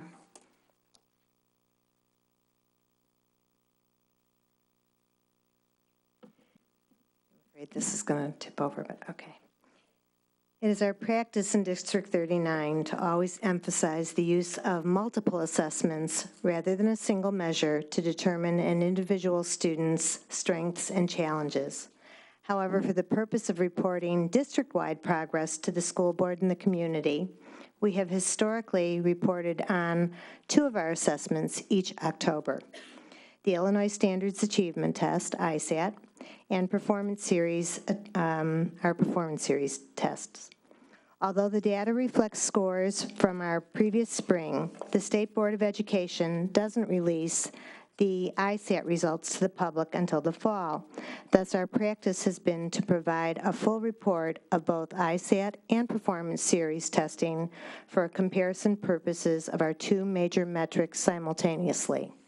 Your board packets contain the full analyses of both data for ISAT and Performance Series, along with the attachments of the ISAT performance profiles for grades 3 through 8.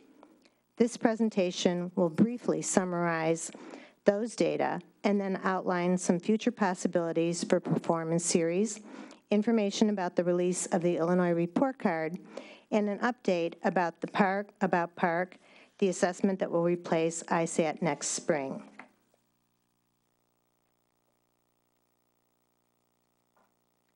For the last several years, the state has been transitioning to the new Illinois Learning Standards, and the State Board of Education has been making adjustments to ISAT in preparation for the new PARC assessment in 2015.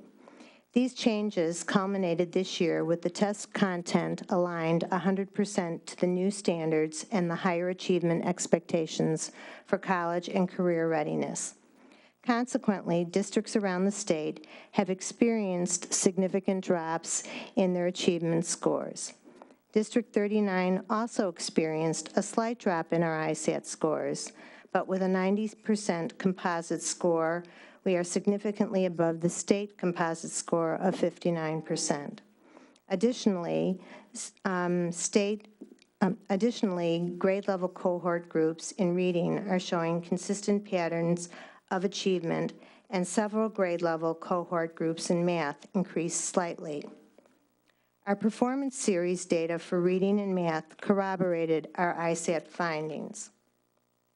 We now have enough data from ISAT to show a trend based on the achievement of our fourth grade students in science, and the impact of this new curriculum is clearly a positive one. Our students' scores for scientific inquiry have increased from the average number of items correct from 78% to 85%, and overall scoring of 98% on the ISAT. The state has not yet made any definitive plans for a science assessment to replace ISAT at this time. However, should an assessment decision come through that is based on the next generation science standards, we believe we are really well positioned, as our revised science curriculum was based largely on the draft of these standards. We always look for any significant trends as part of our data analysis that may lead us to make shifts in instructional practices, in curricular sequencing, in material acquisitions, and so forth. In response to board questions and on the impact of gender on student performance in District 39, our 2013 report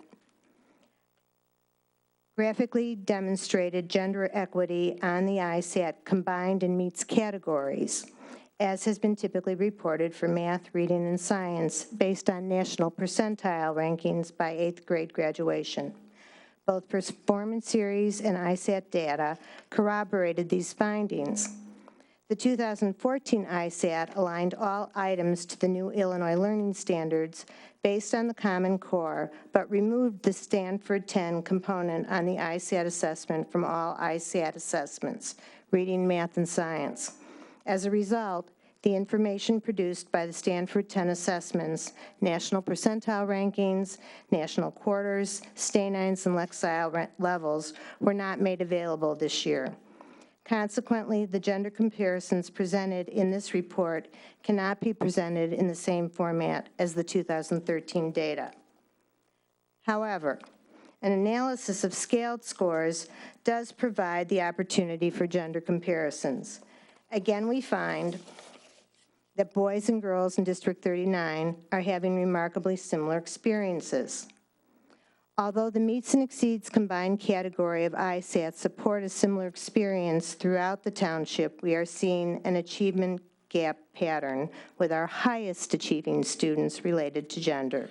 And because we are especially interested in looking at the full experiences our students have in District 39, we decided to focus on 8th grade cohort groups from 2011 through 2014. We found an inconsistent pattern in our highest achievers. But then we followed just the class of 2014 from grade 5 through grade 8, tracking only the highest achieving students using both the exceeds category in ISAT and the top quartile locally in performance series. And what we found was fairly consistent performances in reading, but there were a higher percentage of boys performing in the upper ranges for math. As a district and as part of the township, further study is needed on this data and required to ensure that both boys and girls have the opportunity to achieve at the highest levels in math.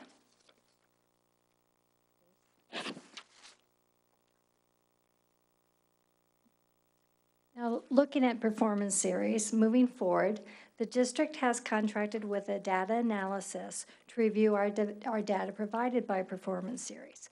A particular focus will be worked on to analyze students' gains and develop gain targets for our specific Wilmette demographics from the 3 time period. We're going to look at fall to winter, fall to spring, and then fall to fall. More details about this project is going to be featured in future reports to the board. The State Board will release its online, now looking at the Illinois report card, the State Board of Education will release its online school report card on Halloween. This report card will be available online on our district homepage, on the school websites, and also at www.illinoisreportcard.com. This year, the report card has some new features about school programming, student growth, test achievement, district finances, and student demographics.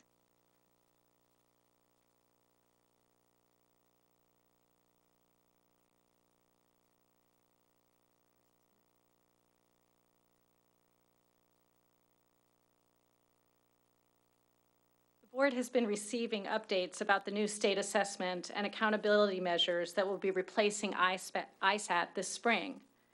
PARC, the Partnership for Assessment for Readiness for College and Careers, is the required set of assessments in English language arts and mathematics for all students enrolled in the public schools in Illinois. As our board is aware, District 39 was one of approximately 500 Illinois school districts to participate in field testing the PARC, the summative assessments that were given last spring. Almost 1,200 schools in our state took part in these practice run tests to gather input from teachers and from students and to identify and correct any problems with the assessment system before its first official administration in the spring of 2015. As a result, students who participated in the field tests did not receive individual scores, and school districts did not receive any information about student performance on these tests. However, students and test administrators completed a survey about the field testing experience, with preliminary results showing the following important information. 2/3 of the students responding said that they preferred computerized tests in reading and math. We found that students took less time on the test than was expected. We found that our students, all students, will need more practice in reading longer passages due to the complexity of the texts that they're reading, according to the new Illinois standards. And this has implications for our classroom instruction. Additionally, multimedia is part of visual literacy and is part of the assessment. So parents may notice that this is part of the new Illinois learning standards and will be embraced in our curriculum. Additionally, the field test provided us with some practical information. It gave us an opportunity to check our district tech readiness. It allowed us to take a look at the extended and expanded accessibility features of a computer-based test. And it also gave us an experience with the test administrator interface. Many updates are taking place to the system currently, and they hope to ensure a clear and streamlined process with a more user-friendly interface for the test. And so, looking ahead to this spring, we need to look at the schedule for this spring. The State Board of Education determines the testing windows for state-mandated tests. And then individual school districts may only exercise discretion in their own daily testing schedules within those specified state testing windows. The PARC summative assessment is comprised of 2 parts. The PBA, or the performance-based assessment, requires that students demonstrate their knowledge and skills through extended tasks and is administered when approximately 75% of the year's instruction has been completed. That window for 2015 will be between March 9th and April 3rd. Students in grades 3 through 8 will sit through 3 English language arts sessions and 2 math sessions during that time span. The EOY, or end-of-year assessment, is administered when approximately 90% of the year's instruction has been completed. The questions are shorter, and this time they're machine-scored items. The EOY window extends from April 27th through May 22nd. And during that time, students in grades 3 through 5 will sit for 1 ELA session, while students in grades 6 through 8 will sit for 2 ELA sessions. And all students in grades 3 through 8 will have 2 math sessions of testing.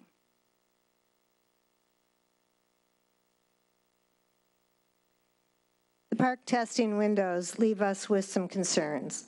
Based on our experience as a field testing site, we now know that the devices that will be used for testing, our iPads, our laptops, and desktop computers, will need to be reconfigured to eliminate access to other computer applications.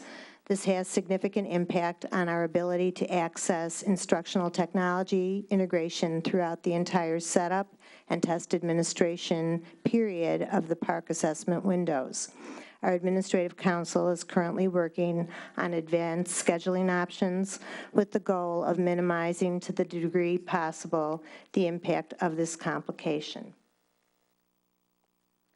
The board may expect a November report about the use of assessment in District 39 as part of our continuing series about assessment. And now, Dr. Thrasher, Mrs. Fleming, and I are happy to address your questions and comments. Thank you for that report. What comments or questions do board members have? Mr. Cronin? None to start with. Okay. I would like to lead off with a question, clarification. My reading of a graph in the report to the board, and I'm looking specifically at graph 5, if you have a copy handy. This, I think, shows the numbers in the exceeds category for the class of 2014 up from grade 5 through grade 8, divided by reading and math. So far, so good? I'm looking for it right now. Page 12. Table 5 or graph 5? Graph 5, page 12. Okay, got it. And I may be misreading this because it's small and my eyes are 53 years old, but when I look at the reading side of that graph and the grade 8 comparison for boys and girls, it appears to me that the number of boys in the exceeds category for reading greatly outnumbers the number of girls, and the disparity is greater than that shown for math. That is what we saw when we analyzed the data, but when you compare to the performance series, which is also the same students, just directly below, we are exactly at the same percentage of our students achieving at the highest levels. So taking the two tests together gives us some good information as well. It is interesting how 8th grade boys improved quite a bit from their 7th grade year.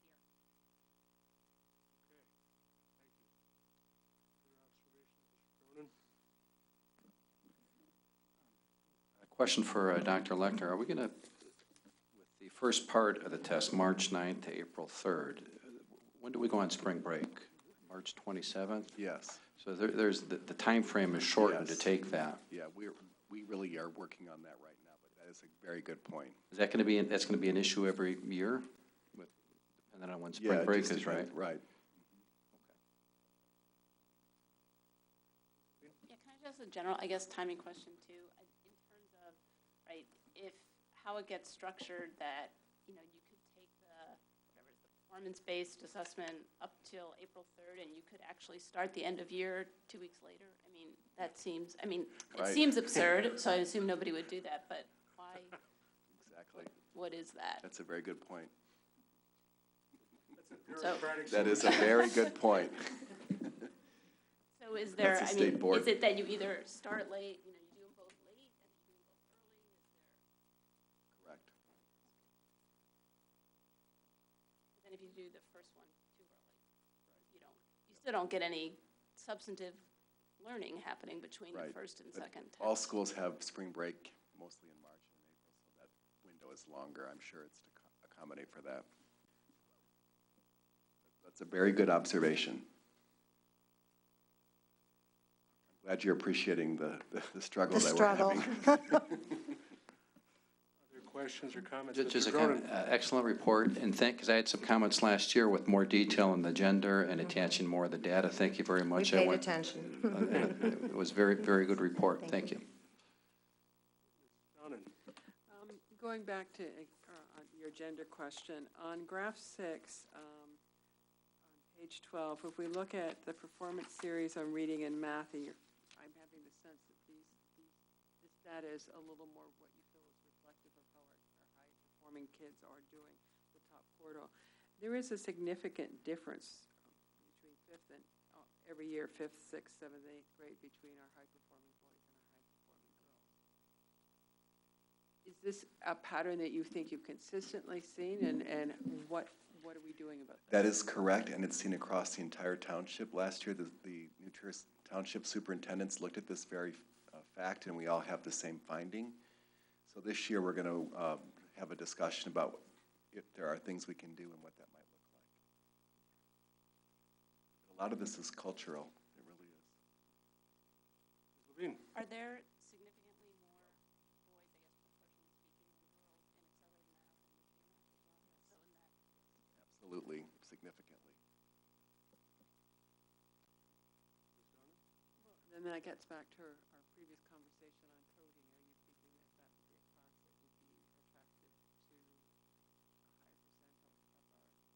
our high-performing male math students? Probably. You know, to that point, I mean, there's lots of, I guess, work underway, right, in the business community around girls who code and all of that. So I guess if we're exploring the coding world, exploring some of these programs that maybe also tailor very specifically to encouraging girls to do that as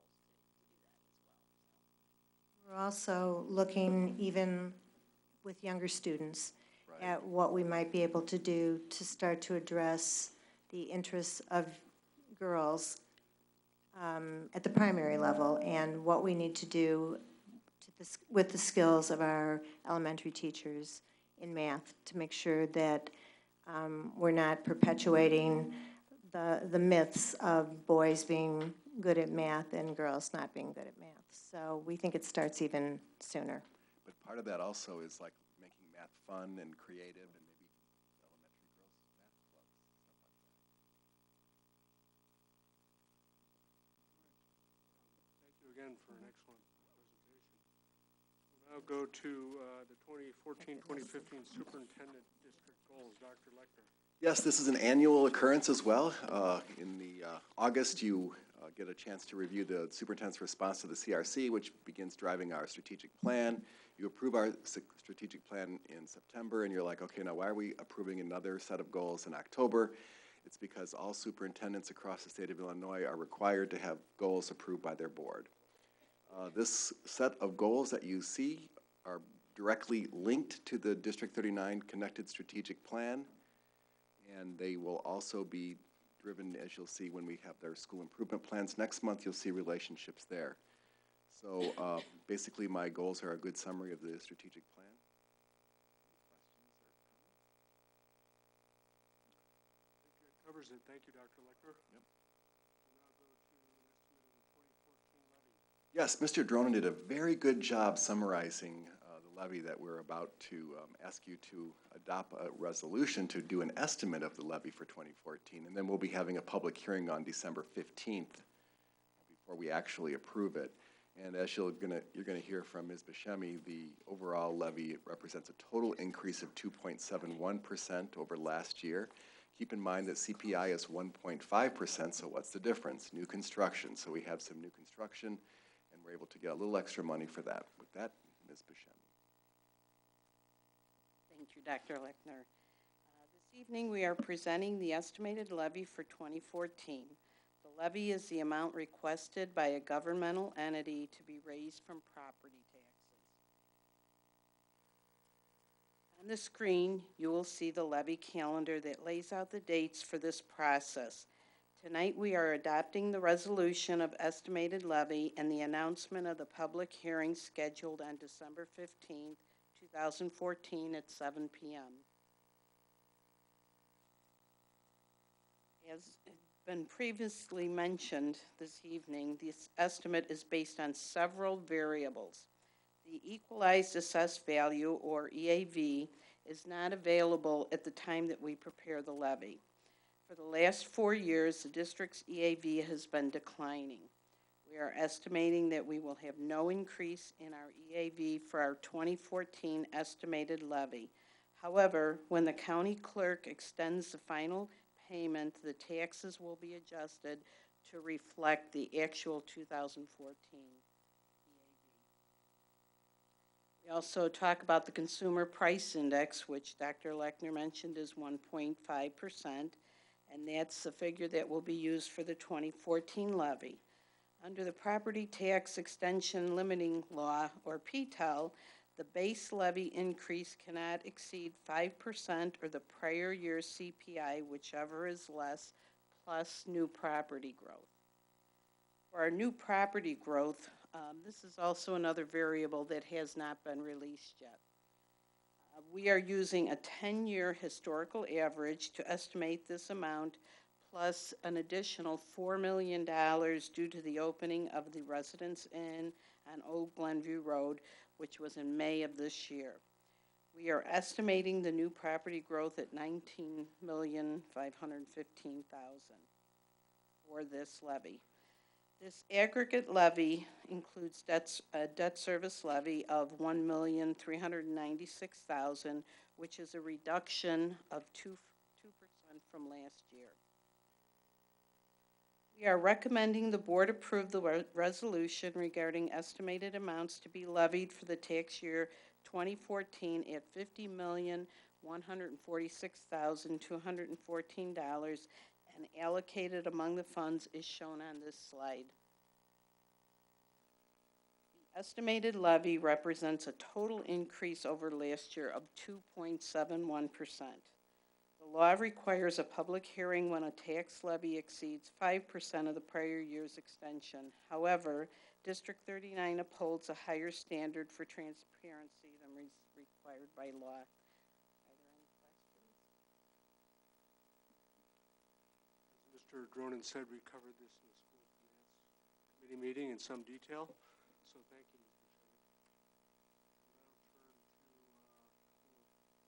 turn to a resolution providing for the issue of general obligation limited tax refund. Yes, Mr. Lechner. we have an opportunity to save taxpayers $118,000, as Mr. Dronin very clearly articulated in his review of the School Finance Committee. We can refinance and refund some bonds at a lower interest rate. If you approve this resolution tonight, it authorizes us to do that for $2.1 million of limited tax bonds. All of the savings go to taxpayers. Nothing comes to the district. So I feel good about that. Ms. Buscemi, anything to add? Thank you. I think it's unanimous as well. That being good news. Now 2015-2016 construction projects, Dr. Lechner. Yeah, this was touched on in both the FDC reporting that we heard this evening as well as the School Finance Committee reporting. And that we're looking forward to move on long-term construction projects. This would include an addition at Ramona School for Early Childhood Space. When we brought early childhood to District 39 a decade ago, Ramona was its home. The past several years, Ramona's enrollment has squeezed part of the EC program away from its home. And then this year, we have 2 classes that moved to Harper Elementary School. Already we know for the fall of 2015, Harper needs to reclaim one of those classrooms for its own enrollment. And at the same time, Harper has music being performed on the stage, the music class. We want to solve the problem at Harper and create a permanent home for EC at Ramona. So we're seeking a permanent solution. With that, we also are looking at HVAC at Central, cafeteria, as well as roof work and boiler replacements at Ramona, which we discussed as well. So tonight, we're just asking the board to give us permission to solicit bids for these projects because those would need to be approved officially later on. Anything to add, Mr.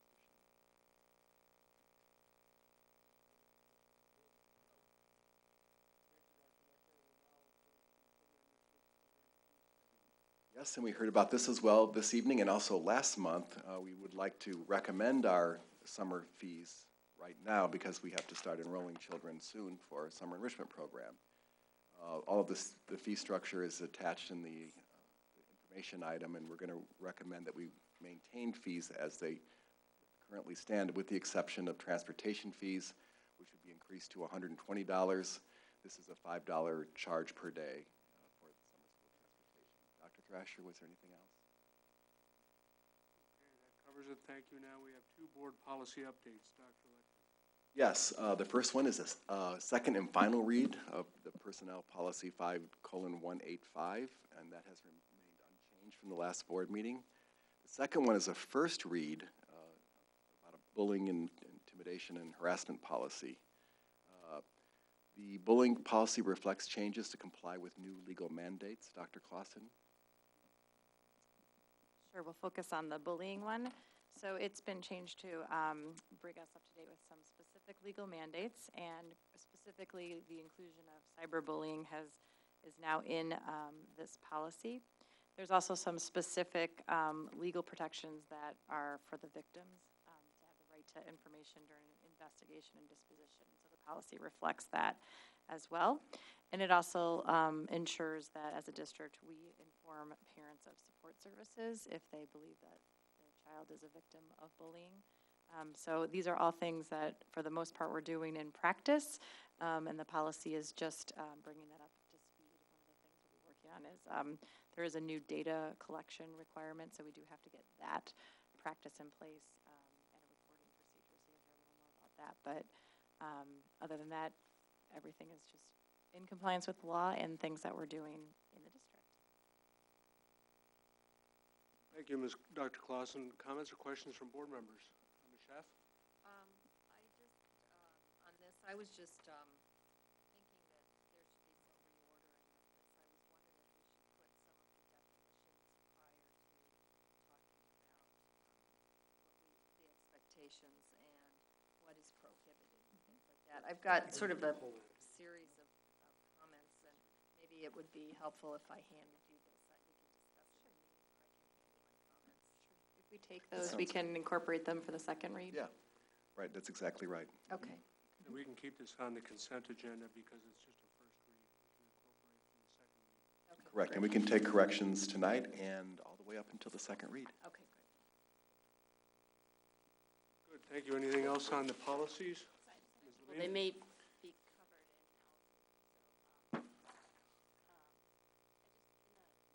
in the second paragraph, I just have one word in here that caught me. You want to start with the main point, which is the district prohibits and will not tolerate. So that's the starting point. Third paragraph, I think there's just a word that needs to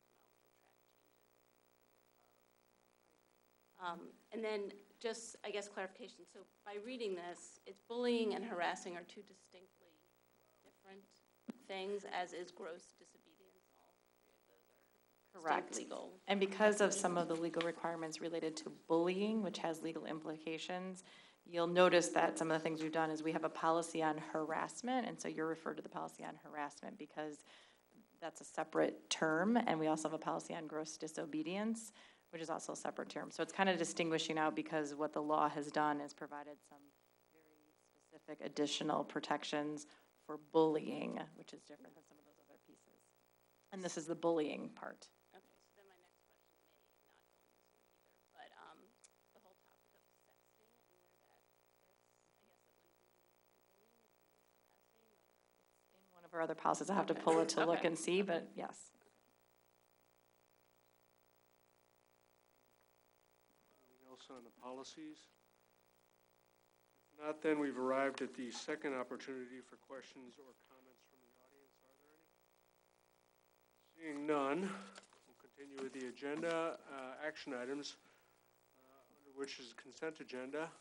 Are there any items that board members would like pulled from the consent agenda? Seeing none, Ms. Schaff, go ahead with a motion.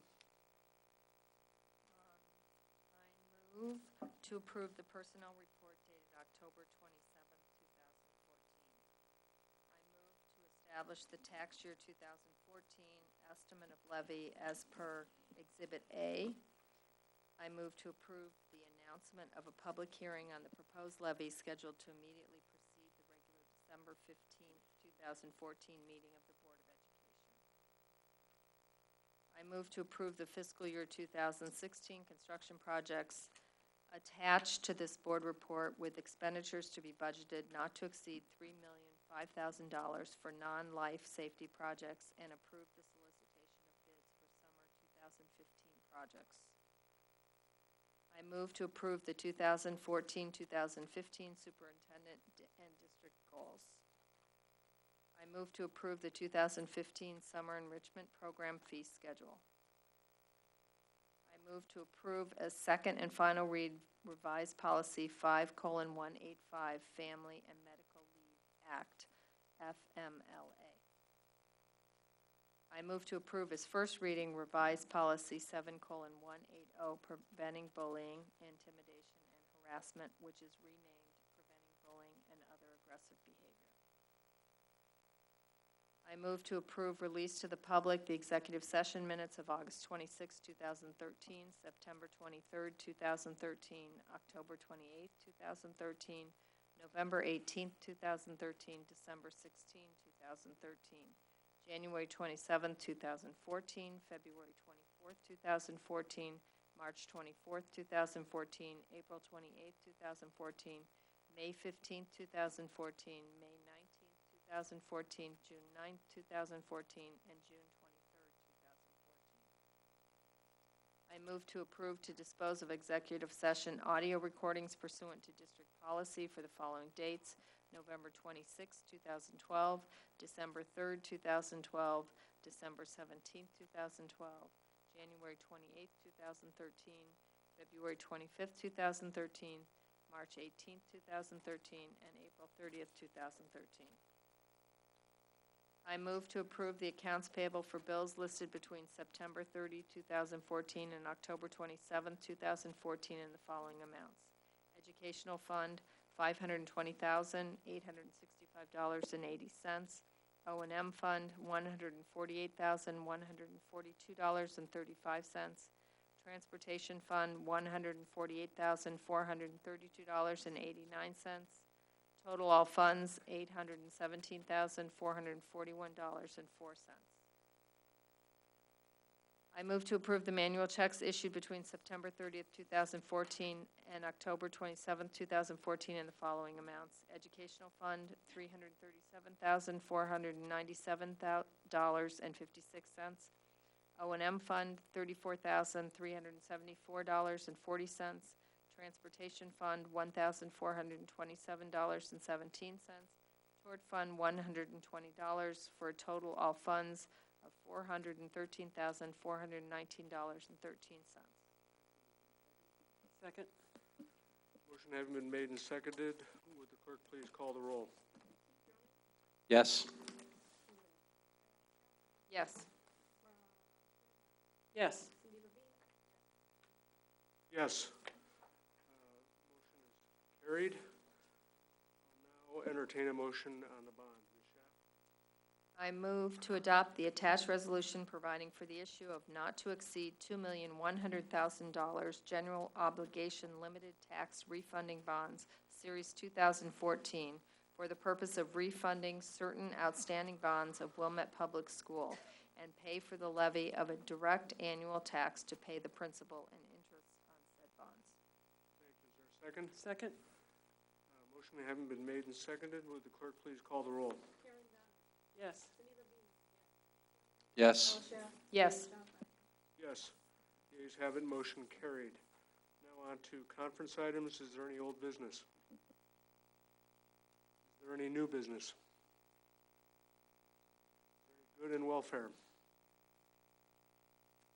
I'll now seek a motion to adjourn to executive session to discuss student discipline. I move to adjourn to executive session to discuss student discipline. Second? Second. Motion having been made and seconded, all those in favor please indicate by saying yea. Yay. Motion carries by general consent, and we are now adjourned to executive session. Thank you all for coming.